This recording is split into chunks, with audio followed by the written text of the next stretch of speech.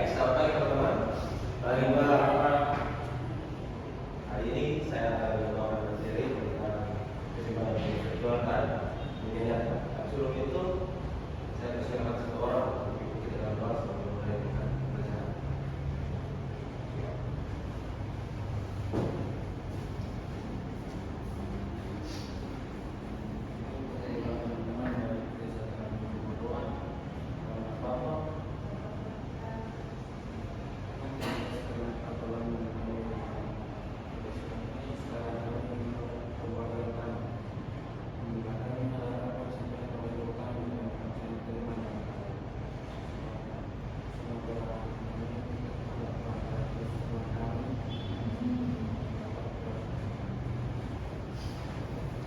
Terima kasih Tio.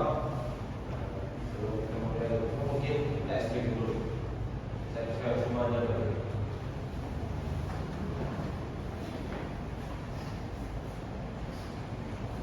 Baik. Kalau saya bilang selamat pagi, teman-teman lompat. Kalau saya bilang selamat siang, teman-teman lompat. Kalau saya bilang selamat malam, teman-teman diam. Seperti selamat pagi.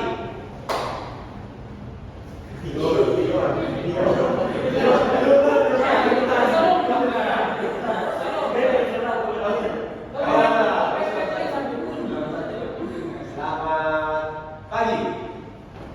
Selamat malam. Selamat siang.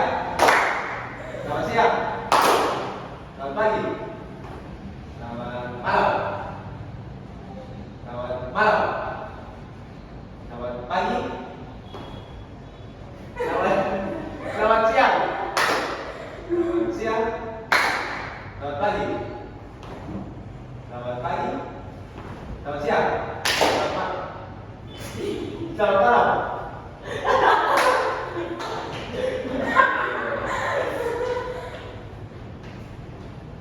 Menurut teman kedua, kita kasih ukuran apa?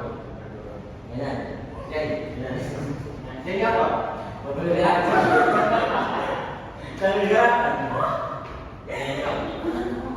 Pilih dulu sendiri. Mau jadi apa?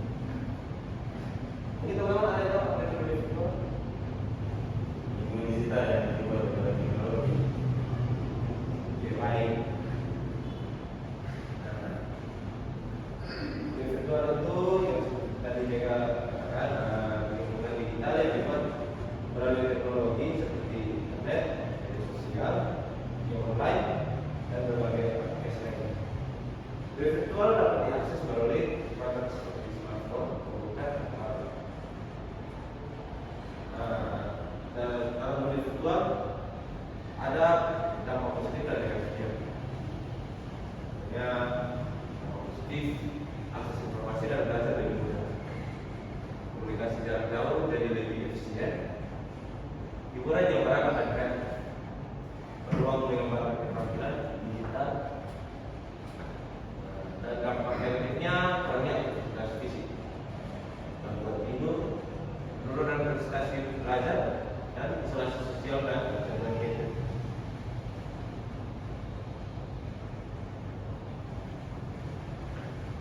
Dalam kesimpulan media memiliki keterampilan untuk waktu, konten, koneksi, dan kesadaran diri.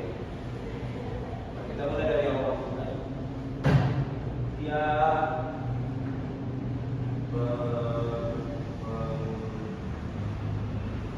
memasuki di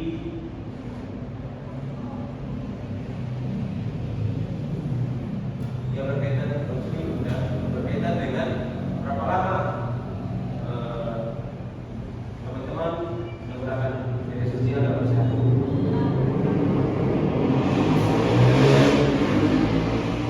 Waktu yang dihitung dalam teman-teman menggunakan media sosial dan berolahraga atau beraktivitas.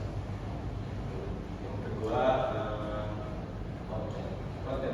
konten ini seperti contoh kontennya ya, apakah yang teman-teman konsumsi konten di media sosial itu ada yang lebih baik atau justru membuat cepat dan berat.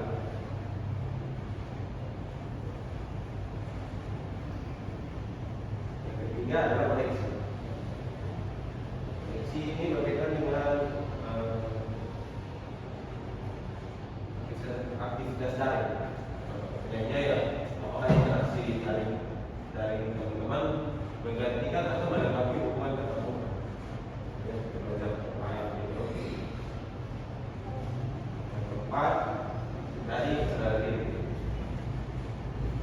Kesadaran diri yang pertanyaannya yang adalah apa yang teman-teman rasakan setelah menggunakan handphone. Mungkin ada yang lebih segar atau justru jadi lelah.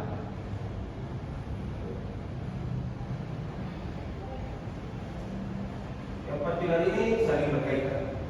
Batas waktu saja tidak cukup jika konten yang dikonsumsi tetap membuat cemas.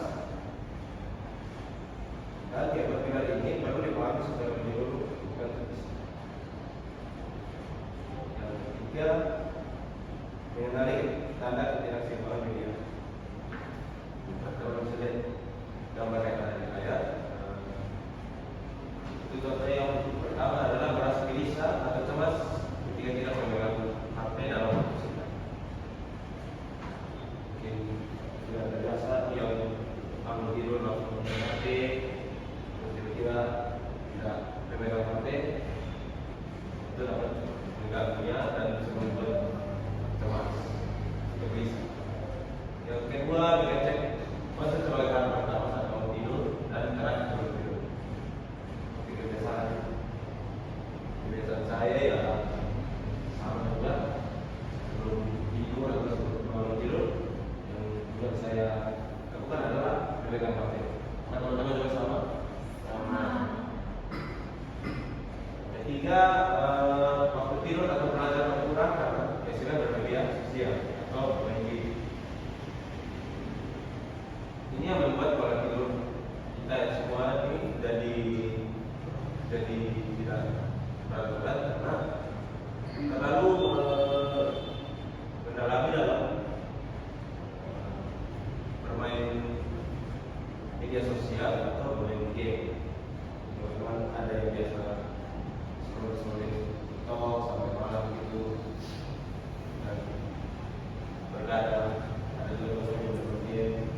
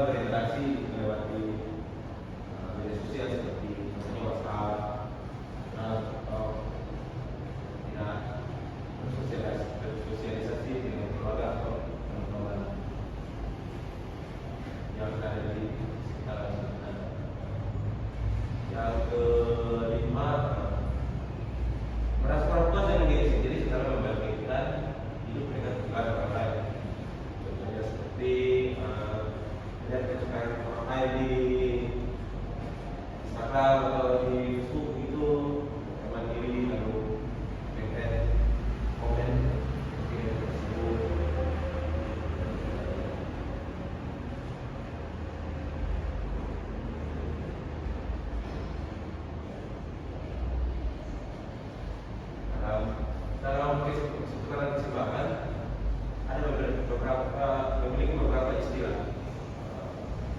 Yang pertama ada doom scrolling. Scrolling itu kebiasaan media sosial tanpa jadi kontennya membuat cemas atau tidak bermanfaat. Jadi apa namanya? Jadi di sana mengonsumsi konten-konten yang tidak berkualitas seperti ada konten-konten video live channel atau konten-konten yang merusak generasi kita yang sudah bekerja. Nah, yang kedua adalah FOMO. Mungkin ada yang lain ada ini FOMO, fear of missing out. Rasa takut tertinggal informasi atau aktivitas orang lain. Ya, kata gaulnya aktif karantina. Itu juga satu. Yang ketiga digital detox. Yang tidak sadar dari penggunaan perangkat digital untuk memulihkan fokus dan kesehatan mental. Yang sebenarnya sudah kecanduan untuk tidak dapat kontrol diri lagi. Yang keempat, notification fatigue. Kelelahan akibat terlalu banyak notifikasi yang mencap konsentrasi. Seperti tadi saya bilang ya, ada yang komen itu, contohnya teman-teman meski foto, ada yang komen, kemudian teman-teman stres.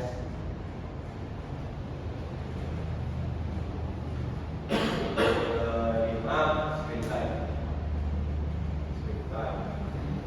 Time itu total waktu yang dihabiskan untuk menatap layar perangkat digital dalam suatu periode. Misalnya seperti dalam satu hari itu cuma menghabiskan waktu lebih banyak dalam penggunaan handphone, laptop itu. Yang keenam, mindful technology use. Kemudian teknologi dengan kesadaran penuh, bukan sekadar refleks dan begal. Itu artinya ini dari teman-teman sendiri yang niat untuk bermain handphone, dan bukan seperti refleks dari teman-teman untuk bermain, tapi dari kemauan teman-teman sendiri.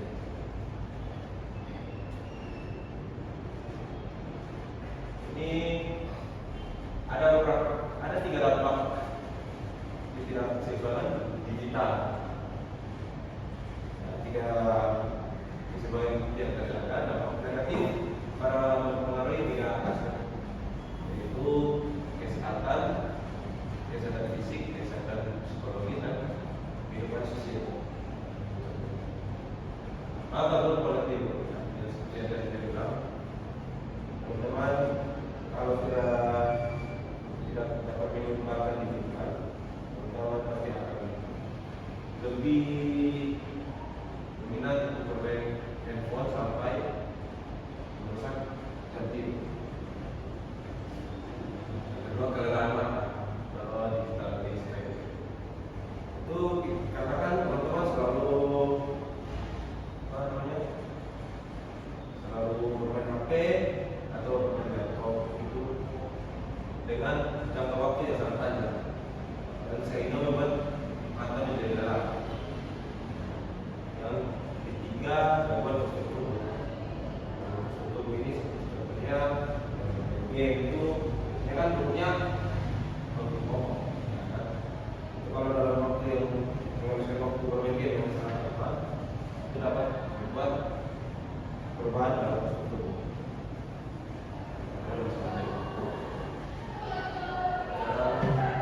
Berikut berperannya aktivitas fisik. Iya. Yang sudah kecanduan HP atau digital lainnya, teman-teman sudah masuk. Teman-teman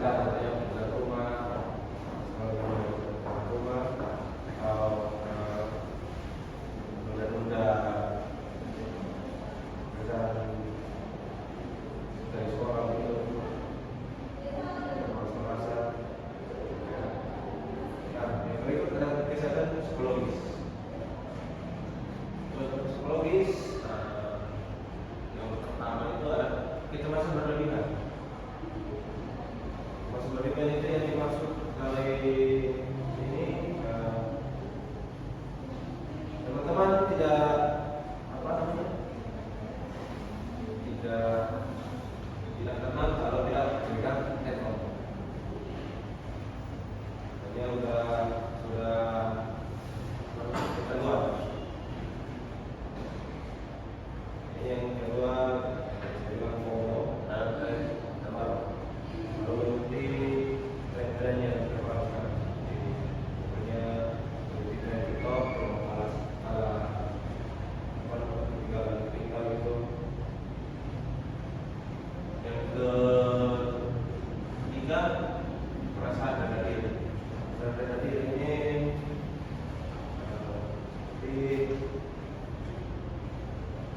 tidak jadi. Yang berikut, risiko kecederaan besar. Jadi kematian itu biasa dari anak kecil yang orang tuanya sudah suka memberikan headphone, sekarang bermain sudah terjatuh dari. Yang berikut dalam kehidupan sosial, kurangnya interaksi dalam diri, dalam bergaul, bersosialisasi dengan sesama. Ada juga fenomena bullying dan potensi konflik dengan keluarga. Konflik dengan keluarga itu ya seperti contohnya anak kecil yang tidak mau belajar, main handphone dulu, konflik dengan orang tua. Yang terakhir adalah risiko cyberbullying. Ini seperti bully dalam media sosial.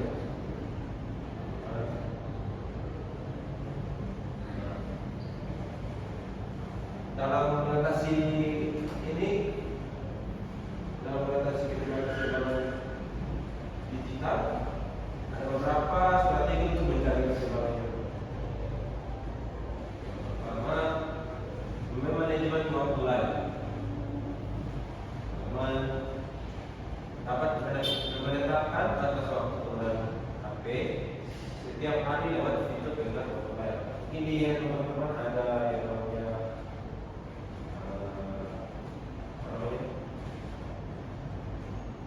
fitur pengingat waktu di aplikasi jam itu bisa dipakai di situ. Kedua, zona dan waktu bebas HP. Menentukan area dan mau makan atau tidur, dan waktu 1 jam sebelum tidur dengan bebas HP. Maksudnya, teman-teman menentukan memegang HP dalam waktu yang tertentu dan dapat membatasinya. Seperti kalau makan ada yang mungkin bermain HP sambil makan.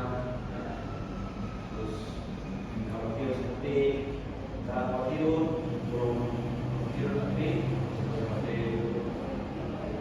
itu mungkin teman-teman bisa membatasi waktunya 1 jam supaya teman-teman tidak terlalu tergoda.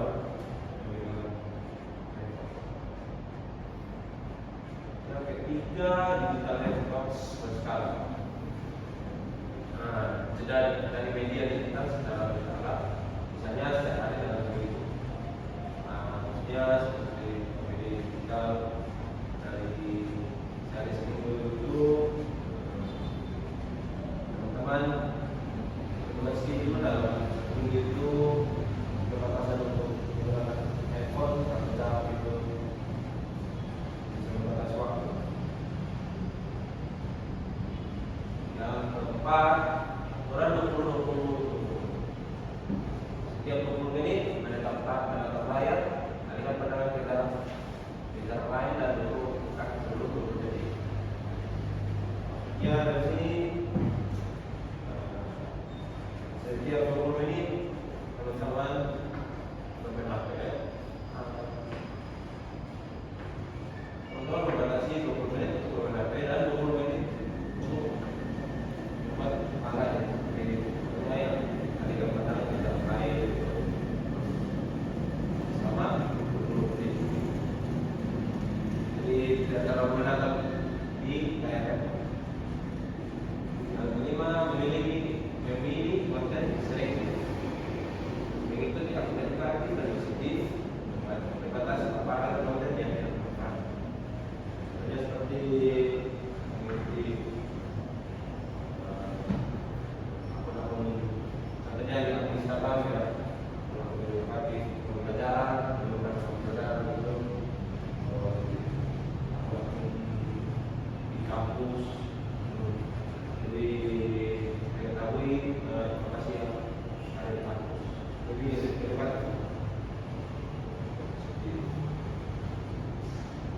Yang terakhir, menjawab prioritas aktivitas mereka.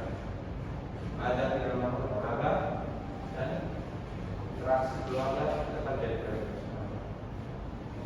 Maka dari sini ya, teman-teman boleh tapi teman juga harus memprioritaskan aktivitas dan kegiatan. Yang artinya teman-teman bisa melihat perkembangan antara dunia online dan dunia nyata.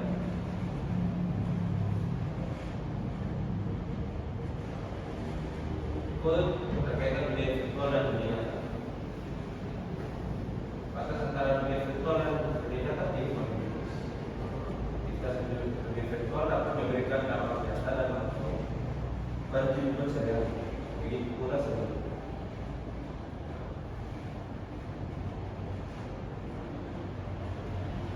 Ada istilah usia itu ketika digital. Kondisi ketika dunia fisik dan dunia digital berjalan beriringan dan saling mempengaruhi secara terus-menerus. Terus di dunia maya membagikan informasi, lalu transaksi dan mencari transaksi, dan bisa menimbulkan konsekuensi nyata. Dunia virtual dan dunia digital dimanfaatkan secara baik dan dapat menghasilkan hasil yang baik. Ini ada produktivitas karena memang produktivitas selalu terbuka walaupun dimanapun kerja itu terkreasi layar belajar, bekerja, berbelanja ini tersedia dalam layanan digital. Jadi maksudnya teman-teman berbelanja tidak perlu lagi pergi ke tempat jauh, bisa berpesan dari sendiri. Atau di belajar dari online, bekerja, atau bekerja dalam ada. Berikut ada jejak digital. Kita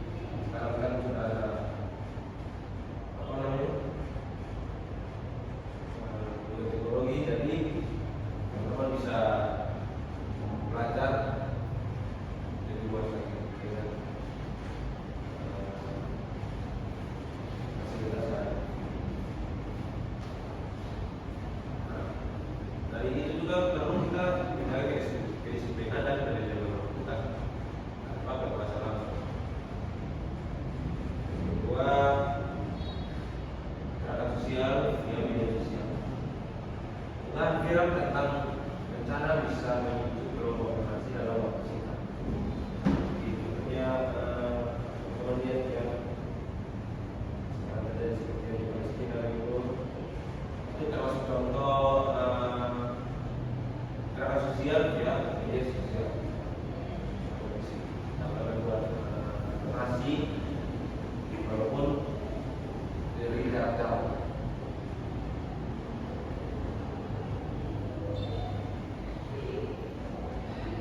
Tapi ada juga yang perlu kita perhatikan adalah verifikasi kebenaran sebelum ikut menyebarkan. Karena memang kalau sendiri ada juga yang akun untuk menipu,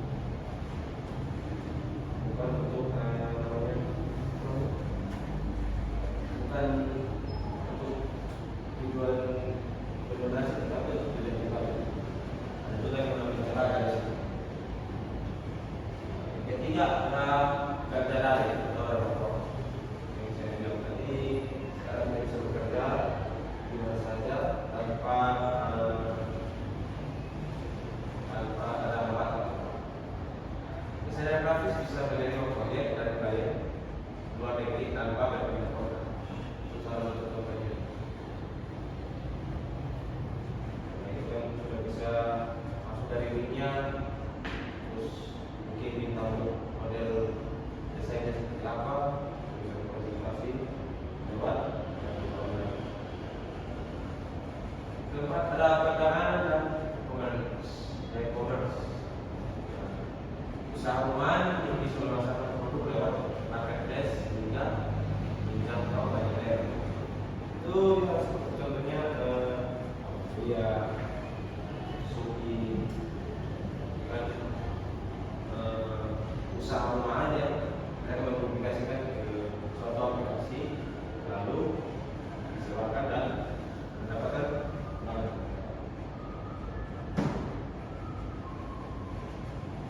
Itu juga perlu kita perhatikan karena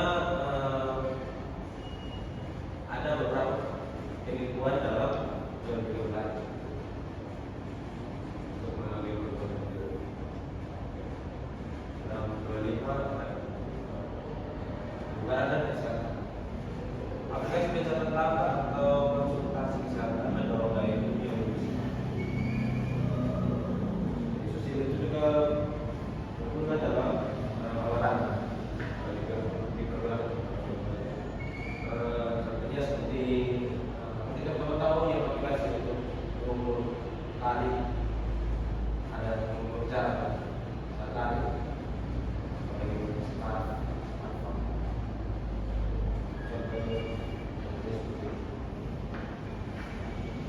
Yang terakhir hiburan dan permainan daring. Hindari berkelompok, berlatih bersama, bahkan berkembang menjadi sport. Mungkin teman-teman sudah tidak asing lagi dengan sport. Dari game, kalau kita bisa berkelompok dengan baik dan bisa dengan baik, kita dapat baik betul seperti dapat teman-teman dari luar pulau dan bisa mengikuti beberapa lomba dan menjadi juara, membuat prestasi. Tapi perlu juga kita perhatikan dalam batasan waktu dalam bermain game agar tidak mengganggu belajar.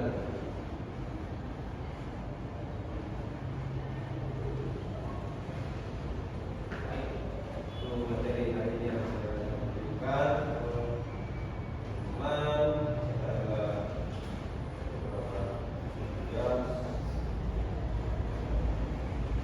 materi yang saya berikan.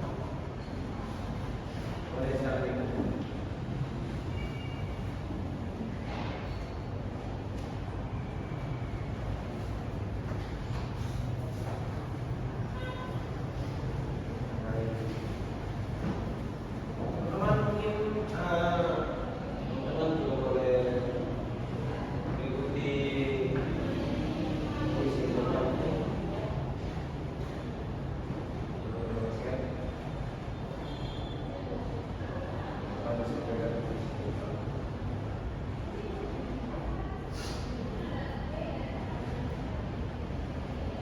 Sudah?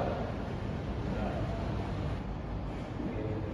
Baik teman-teman, mungkin hari ini materinya sudah cukup sampai sini. Sebelum kita tutup pelajaran hari ini, saya minta satu orang yang bersedia untuk ngobrol.